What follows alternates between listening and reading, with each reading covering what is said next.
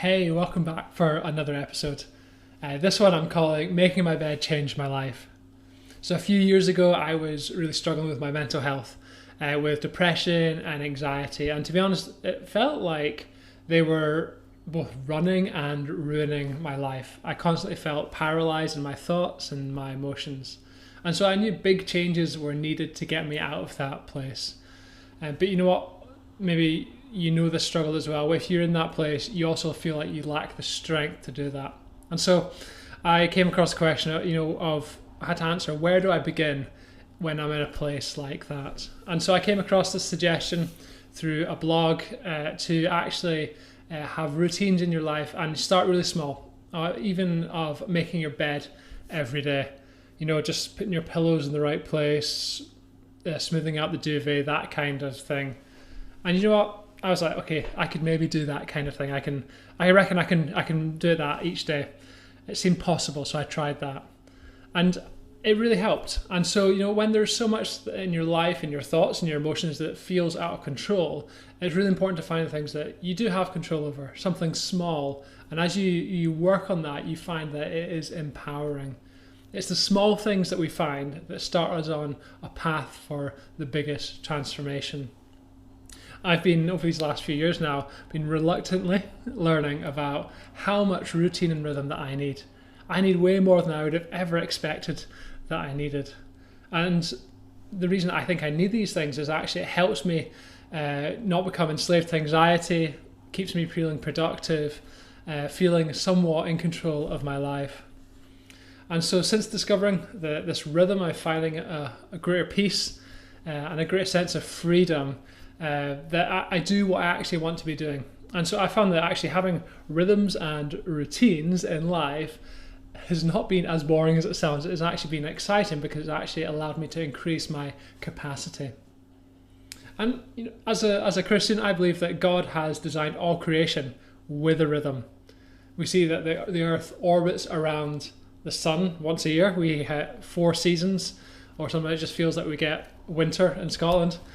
But there are 4 seasons, there are 52 weeks in the year, there are 7 days in our weeks, and we even see in the Genesis creation account that there was evening, then there was morning, there was evening, then there was morning, that rhythm over and over again.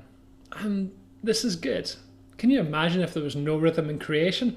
That'd be chaotic, that'd be crazy, things would be so out of control. And so God has deliberately made our natural world to function with rhythm. And he has also made us, his creation, men and women, in his likeness, to be creatures of habit. Our bodies need sleep every night. God says, take a day off once a week, take a Sabbath rest once a week.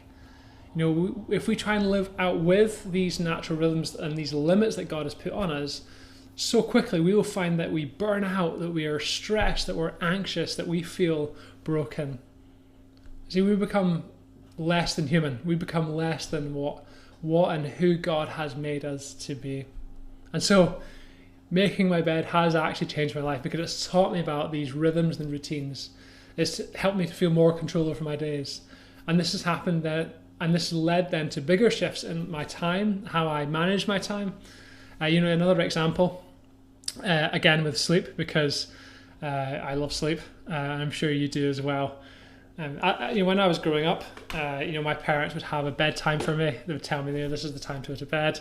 But as you move out of home, as you go to university, as you get a job, whatever that looks like, you sometimes feel like actually, I'm tired, I'm going to bed late, and that's what I was finding myself doing. I was watching too much Netflix, social media, and just find I was never really going to bed and feeling refreshed. And what I realized is that I kept saying to myself, I'm going to bed late, that's frustrating, but I never worked out what time I actually wanted to go to bed. And so I had to figure that out, what time is going to bed on time. And so rather than just complaining about it, I decided to do something about it. So I came across this thing called a sleep gateway, and this is like your routine that you have before you go to sleep that helps you wind down before you get some sleep. And so that includes things like brushing your teeth, packing your bag for the next day, setting up your morning coffee, setting your phone to charge. It might look different for each person. But doing these routines before bed actually helped me to figure out, okay, this is how I start to sleep at the right time, and figuring out when I want to start that routine at, so maybe half an hour before actually going to bed. And so these things are really important because these are routines that help us to get to where we want to get. So how do we establish routines in our life? Well, let me give you a few thoughts that I think would be really helpful for you. And so you can let me know if you're trying these out or any other principles, lessons that you've learned about managing your routines. So first of all, value yourself and your time. If you don't value yourself, you're not going to establish good and healthy routines. You need to take charge of your life and not just going with the flow of what happens. And so, we feel constantly pulled in different directions, but having these rhythms and these routines establish our feet on the ground, if you will. But we need to value ourselves, that actually our time is really valuable. Your time, my time, it's the most valuable resource that we've got. We can't get it back. We can always get more money, we can always get more friends, but we can never get more time. And so it is such a valuable resource. We need to value it as such. So value yourself and your time. Secondly, live with the bigger picture in mind. You see, if you just establish the routines because someone's told you to do it, like me or someone else, then it's not going to last. What you need is a vision for your future. See, if you want to lose weight, you need to have a vision of what you want to be like. You want to have a vision of what your health will be like, not just like feeling guilty or shameful, okay, I need to lose some weight. You actually need to have a vision of what you want to accomplish. For example, at the Olympics, athletes will compete for the gold medal, and that is their goal, that is their motivation. But they need to establish the healthy rhythms in between every 4 years of going to the Olympics. They need to turn up at training every day. They need to get up early. They need to eat the right foods. And I'm sure they don't necessarily love to eat all the right foods or to do their training regimen that they've got. But what they do it, and they establish those healthy routines in their life because they have a bigger vision in mind. They want to accomplish the gold medal. They want to win at what they are competing in. And so that is so important to have the bigger vision. And so, going to bed a bit earlier on time, it's not just so I feel better. My focus, my vision with that is that I have more energy for the next day. And if I have more energy, then the likelihood is that I'm going to be more loving the next day. And so I want to be able to be better for those that are around me.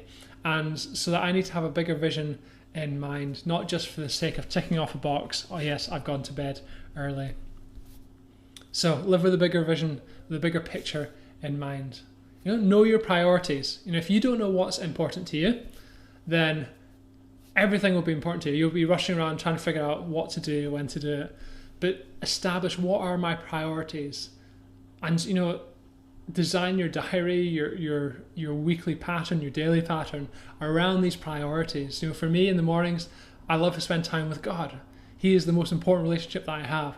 And so therefore I will carve out that time, I'll plan that time to spend time with him. So it's so important to know our priorities. And maybe not everyone will understand your priorities. That's okay, they don't need to. Make sure that you know your priorities. And make your rhythms and your routines sustainable. When you've probably tried to start new habits before, maybe you've made New Year's resolutions before, and so often after 3 hours or maybe days, they fail. And actually what we need is to make our new habits, our routines, our rhythms sustainable. Otherwise they won't last. If we are going from not doing any exercise to doing 7 workouts a week, 7 days, then that's probably unsustainable. But you need to build up to that if you want to do that. Start with at least 1 workout a week, then maybe increase it to 2, maybe to 3. Consider what is sustainable for your life. Ask yourself, will it last? Because if it doesn't feel sustainable, you'll lose the motivation to maintain those rhythms and routines.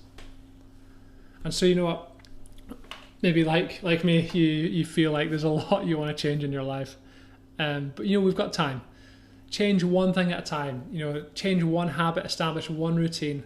Maybe the most important thing for you right now, change one thing at a time. So important. And as you're thinking about these new rhythms, these routines that you want to have, recognize the things that will stop you. Recognize the interruptions that you'll have. Recognize the distractions that you'll have.